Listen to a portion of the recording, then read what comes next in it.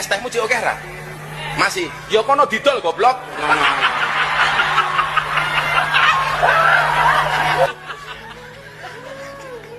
Dolen dhisik, engko larong payu wis takdir. Jadi ana cerita tasawuf niku, ana bakul es karo bakul bakso niku jejer.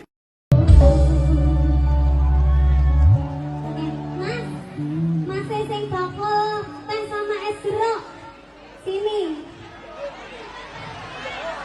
Itu totalnya berapa semua? 100.000. Oke. Semuanya boleh ambil itu ya. Yang mau ambil aja. Sampeyan melon joget ya mas. Mas gak usah bakulan. Tolong ya. Makasih ya mas. Sayang aku mah ngerti sampean dagangannya wis digrujuki. Semoga laris terus ya. Sehat selalu ya. Oke.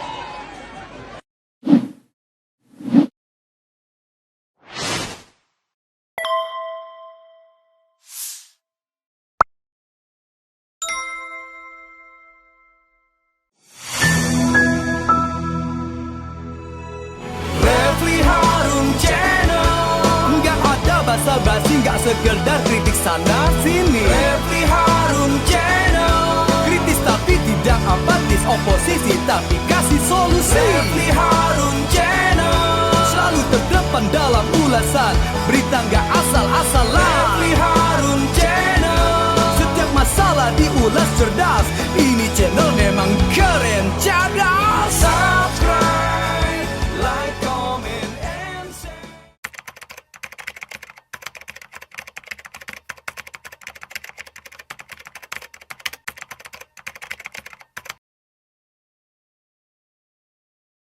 Ya, saudara sekalian, kita ambil satu tema terkait dengan Gus Miftah yang bagi-bagi uang. Kita tantang ya, Gus Miftah ini. Gimana kok tiba-tiba ada yang bagi-bagi duit tapi dibiarkan saja ya? Gak boleh dong, kan harus fair kita, harusnya diusut ya, jangan dibiarkan. Beritanya seperti apa? Karena yang begini harus ada correctness. Jangan sampai kemudian kita dianggap memfitnah ya. Perlu kita verifikasi dulu apakah ini memang terjadi atau tidak. Dan rasanya belum ada bantahan kalau mengatakan ini bukan hal yang benar ya. Karena semua mengatakan bahwa ya ini hal yang memang ada ya. Ganjar tantang Bawaslu usut Gus Miftah bagi-bagi uang di Pamekasan. Coba kita baca ya, not only about Ganjar tapi ini mengenai Bawaslu. Calon Presiden nomor urut 3 Ganjar Pranowo menantang Badan Pengawasan Pemilihan Umum Bawaslu untuk mengusut video Gus Miftah bagi-bagi uang di Pamekasan, Jawa Timur beberapa waktu lalu. Ganjar menilai semua fakta sudah diketahui sehingga menurutnya tinggal Ganjar menilai semua fakta sudah diketahui sehingga menurutnya tinggal menunggu kemauan Bawaslu untuk mengusut kasus tersebut. Kalau soal Gus Miftah, kalau soal pelanggaran dan sebagainya semua sudah kelihatan kok. Tinggal Bawaslu, ya itulah pekerjaan Anda yang kami tunggu, kata Ganjar di Jakarta Theater ya. Ganjar mengingatkan Bawaslu tentang pengawasan rakyat. Dia mengatakan rakyat ikut mengawasi berbagai tindakan pelanggaran selama penyelenggaraan Pilpres. Atau mungkin menunggu kalian akan diprotes oleh masyarakat, ucap Ganjar. Sebelumnya beredar video Miftah Maulana Habibur Rahman atau Gus Miftah membagi-bagikan uang di Pamekasan. Dalam video itu tampak beberapa orang membentangkan kaos bergambar calon presiden nomor urut 2 Prabowo Subianto. Gus Miftah membantah uang itu dibagi-bagikan dalam rangka mengkampanyekan Prabowo. Ia mengaku sedang membantu orang kaya Pamekasan bernama Haji Her untuk bersedekah bagi warga sekitar. What? Luar biasa ya. Haji Her yang depan pengusaha kaya Pamekasan tiap hari bagi sedekah di pasar, di sawah, pesantren dan lain-lain. Kemarin saya silaturahmi ke beliau dan beliau pas mau sedekah saya diminta ikut membagikan sedekahnya, kata Gus Miftah ketika dikonfirmasi Jumat. Luar biasa ya. Artinya dia mengakui Gus Miftah kalau seandainya itu money politik, dia pasti harusnya siap dihukum kan. Bawaslu belum bertindak atas peredaran video tersebut. Anggota Bawaslu Puadi menyebut Bawaslu sedang mempelajari video tersebut. Makasih infonya, sedang kami pelajari, ucap Puadi saat dihubungi Jumat. Ini bukannya proaktif ya, itu tetapi luar biasa ya. Ini ada coba bagi-bagi uang sudah kami Jubir Amin ungkit surat tugas Prabowo ya. Oke.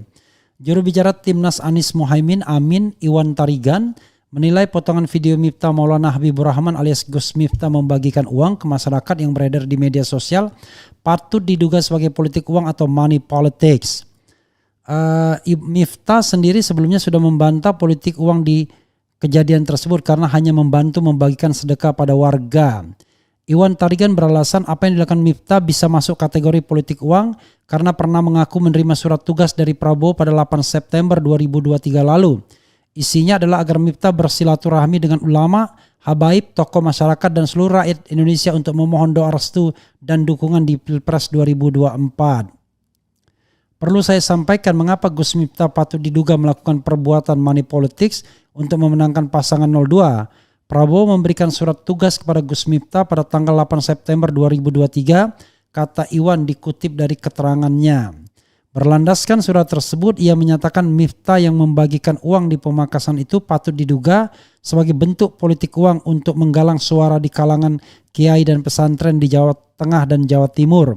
Iwan pun meminta Bawaslu menginvestigasi kasus tersebut agar menjadi jelas dan terang. Menurutnya hanya dengan begitu kepercayaan publik terhadap Bawaslu akan kembali naik. Ia menilai beberapa dugaan pelanggaran oleh paslon nomor 2 sebelumnya juga berujung tanpa tindakan yang nyata. Apabila tersebut dibiarkan maka dan kualitas pemilu 2024 menjadi tidak lebih baik, ucap dia. Belakangan beredar di media sosial potongan video Miftah tengah membagikan uang ke masyarakat. Kala Miftah membagikan uang, kamera yang merekam video itu bergeser menyorot kerumunan di belakangnya. Lalu ada orang yang membentangkan baju hitam bergambar capres nomor urut 2 Prabowo Subianto. Dan kita tahu ya, Miftah buka suara perihal itu yang menyatakan kegiatan itu bukan dalam rangka kegiatan kampanye atau politik. Yang menjelaskan video itu diambil saat ia tengah bersilaturahmi dengan salah satu pengusaha asal Pamekasan Madura, Jawa Timur. Miftah menyebut sosok itu gemar bersedekah, lalu dalam silaturahimnya ia diminta untuk ikut membagikan sedekah. Surat tugas untuk Miftah. Tak masuk tim ses Prabowo. Pada awal September 2023 lalu, Prabowo memang memberikan surat tugas kepada Miftah yang memintanya bersilaturahmi dengan para ulama untuk kepentingan Prabowo di Pilpres 2024. Surat tersebut dibuat dan diteken Prabowo selaku Ketua Umum sekaligus Ketua Dewan Pembina DPP Partai Gerindra pada Jumat. Usai menerima surat, Miftah membacakannya di depan sejumlah Gus dan Ning yang hadir pada agenda makan malam bersama Prabowo sebelum acara orasi dan konser kebangsaan memperingati Milad ke-11 Ponpes Ora Aji Jumat malam. Memberikan tugas kepada Miftah Maulana Habibur Rahman, pengasuh Pondok Pesantren Ora Aji Sleman, Daerah Istimewa Yogyakarta, untuk melaksanakan silaturahmi dengan para alim ulama, habaib, tokoh masyarakat dan seluruh rakyat Indonesia guna memohon doa restu dan dukungan untuk Haji Prabowo Subianto dalam pemilihan Presiden Republik Indonesia tahun 2024, kata Gus Miftah membacakan surat tugas tersebut. Demikian surat tugas ini dibuat untuk dapat dilaksanakan penuh tanggung jawab, tulis surat tersebut. Ya, sahabat era sekalian. Kadang-kadang kita ini coba kita bikin polling sekali lagi ya. Ya tapi percuma juga, saya tahu jawabannya ya. Sobat era sekalian pasti menganggap bahwa Gus Miftah berbohong ya. Dengan mengatakan bahwa itu uang bukan money politics dari Prabowo tetapi bagi-bagi sedekah ya. Dari seorang di Pemakasan dan lain sebagainya. Jadi kalau saya buat polling pasti sobat era sekalian tidak akan percaya. Sudah pasti ya jawabannya mengatakan bahwa itu adalah money politics gitu ya. Dan money politics itu sekali lagi adalah perbuatan yang dilarang oleh Undang-Undang nomor 7 tahun 2017 tentang pemilu ya. Ada hukumannya terhadap money politics. Coba kita sedikit bacakan komentar Sobat Era sekalian ya. Sekali lagi agak bayangkan ya. Pada era di mana segala sesuatunya terbuka, orang masih bisa mengelak gitu ya. Aneh saja ya. Mestinya sebagai utusan Prabowo, dia sadar bahwa membagi-bagikan uang itu adalah tindakan yang keliru, apalagi dia seorang dai. Ya, karena itu dia hindarkan. Ngapain juga bagi-bagi uang? Seperti mau pamer begitu kan? Kan harusnya tidak usah begitu dia. Ya, ini ada hal yang menarik pastinya ya, yang mengatakan bahwa jangan-jangan memilih memilih Prabowo itu adalah jalan ya masuk ke surga. Biasa ya. Ada contoh khalifah dan lain sebagainya. Tapi sepanjang yang saya tahu, khalifah tidak mencari kekuasaan dengan gentong babi ya, atau pork barrel atau menggunakan fasilitas kekuasaan. Tapi coba kita bacakan ya. Menarik ya, biar kita punya perspektif lain ya.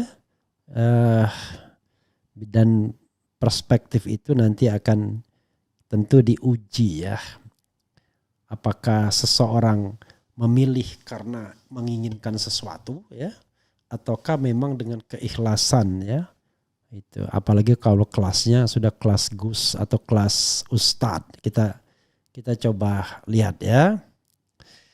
Tapi kalau dilihat karakter pendukungnya yang suka ngatain gimana? Suka maki-maki. Padahal menang kok maki-maki, itu bingung saya. Oke. Coba kita bacakan ya. Suara Nasional, Gus Miftah sebut pilih Prabowo bisa jadi jalan menuju surga, tanda tanya ya. Oke.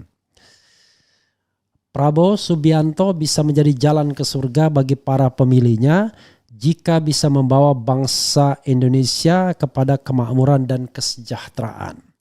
Bapak Prabowo ketika dilantik menjadi seorang presiden, beliau akan mengambil sumpah dengan kalimat demi Allah, saya bersumpah memenuhi kewajiban sebagai Presiden Republik Indonesia dengan sebaik-baiknya. Itulah kenapa Umar bin Khattab Abu Bakar ketika dilantik menjadi seorang khalifah, dia mengatakan innalillahi wa inna ilaihi rajiun, demi Allah ya. Pak Prabowo, kami yang mendukung Bapak jalan surga bagi kami akan sangat terbuka manakala Bapak bisa membawa bangsa ini kepada kesejahteraan dan kemakmuran, kata pendakwa Miftah Maulana Habibur Rahman dalam kurung Gus Miftah saat buka bersama Prabowo Subianto di DP PAN beberapa hari yang lalu.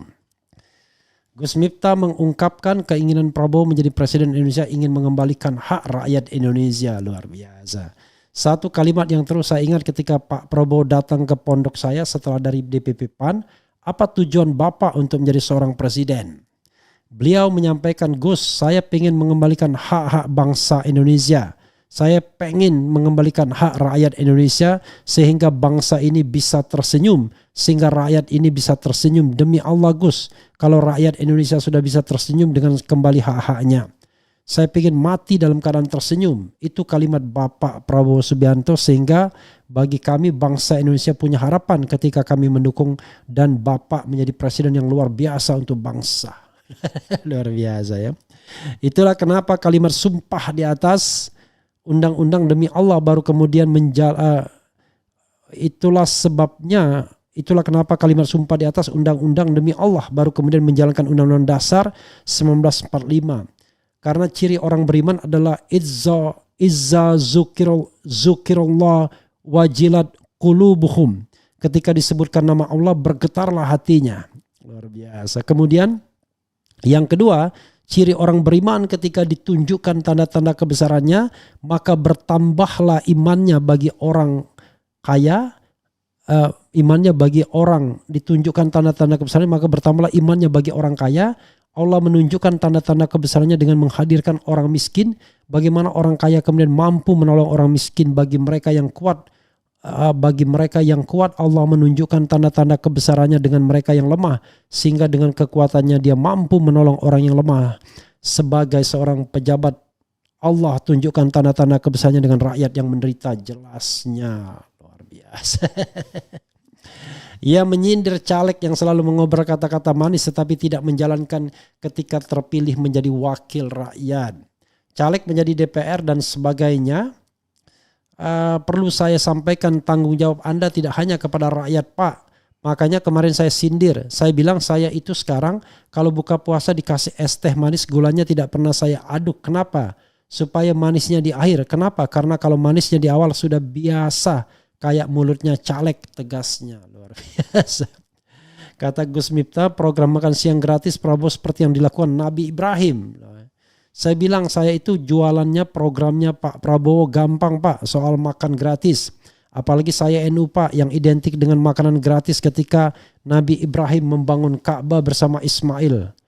Ka'bah selesai, Allah datang kepada Ibrahim. Apa kata Allah kepada Ibrahim? Ya Ibrahim, wahai kekasihku Ibrahim, satu suap nasi di perutnya orang miskin itu lebih baik bagiku, kata Allah, daripada membangun Ka'bah. Ka'bah yang begitu fenomenal Pak, derajatnya menurut Allah itu lebih baik bagi Allah ketika kita menyantuni orang miskin, ketika kita menolong orang miskin, dan ini tugas mereka.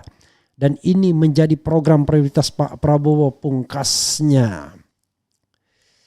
Luar biasa ya.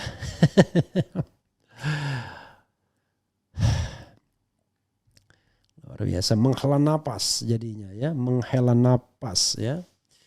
Luar biasa. Pertama-tama dia mengutip soal khalifah ya, satu fenomena tentang khalifah ketika mengucapkan innalillahi wa inna ilaihi rajiun, ketika ditunjuk sebagai penguasa. Apa yang membedakan antara khalifah dan kita semua? Khalifah tidak pakai gentong babi, tidak pakai pork barrel, tidak mencari jabatan ya dengan mengumpulkan uang ya, dengan dugaan-dugaan fundraising melalui program-program ya, termasuk pembelian pesawat bekas, kemudian juga Ford Estate dan lain sebagainya, dan juga program gentong babi lainnya seperti bansos yang bernilai 597 triliun. Jadi khalifah dipercaya karena kepercayaan ya, bukan karena gentong babi. Itu beda sekali. Jadi kalau di awalnya sudah haram ya, kan menyuap itu haram kan. Entahlah kalau ada kiai yang mengatakan suap itu tidak haram ya, menyuap itu haram, maka ya ujungnya haram juga. Kalau misalnya kita mengambil kekuasaan dengan cara haram, ya ujung dari kekuasaan itu haram juga. Kira-kira apakah ada ya kira-kira presiden yang amanah ketika dia menghalalkan segala cara untuk mendapatkan kekuasaannya? Jangan lupa dia tidak sendirian, ada keluarganya, ada kerabatnya, ada orang-orang yang ingin semua jabatan. Apakah bisa dijamin mereka tidak korup nantinya? Ya, saya tidak yakin ya. Orang yang menghalalkan segala cara atau mengikuti orang yang menghalalkan segala cara tidak korup. Tidak ingin menikmati kue kekuasaan. Oh mereka udah kenyang ya, justru korupsi itu tidak ada laparnya. Jadi terus menerus akan begitu memperkaya diri sendiri ya. Oke, kita akan lihat ya. Yang kedua ya, sesuatu itu kan prediksi ya. Sama juga masih omon-omon juga. Bahkan harus kita lihat ya, apa yang sudah dikerjakan misalnya ketika menjadi Menteri Pertahanan, kan harus bisa dilihat. Dalam debat tidak menunjukkan apa-apa keberhasilan apapun misalnya. Bahkan ada soal pembelian pesawat bekas yang bermasalah, dulu dikasih gratis pun Menteri Pertahanan Juwono Sudarsono tidak mau. Ada Ford Estate yang gagal, yang mengeruk triliunan rupiah tapi tidak dipermasalahkan. Sementara Formula E bolak-balik dipermasalahkan padahal tidak ada kerugian negara, bahkan untung kegiatan tersebut. Jadi hal-hal seperti itu yang harus kita underlining, garis bawahi ya. Oke, sobat era sekalian, itu saja. Mudah-mudahan bermanfaat. Wassalamualaikum warahmatullahi wabarakatuh. Keren cadas.